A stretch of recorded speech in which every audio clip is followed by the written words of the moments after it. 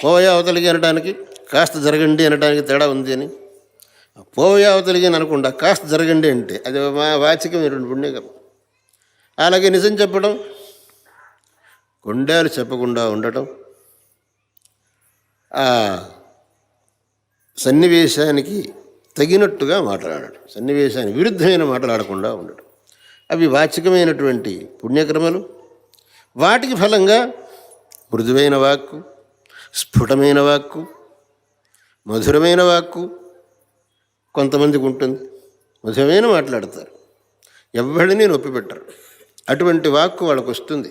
ఎందుకంటే కిందటి దినంలో వాచికమైన పుణ్యక్రమాలు చేశారు.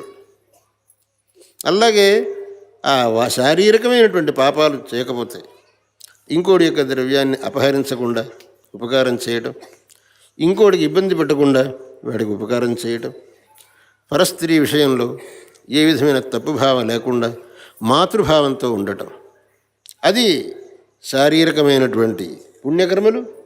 వాటికి అనుసారంగా ఏ విధమైన రోగాలు లేకుండా సుఖంగా ఉండటానికి వీలుంటుంది. ఈ విధంగా మన యొక్క ధర్మశాస్త్రాలు ఈ యొక్క అపూర్వమైనటువంటి విషయాన్ని మనకు బోధించాయి.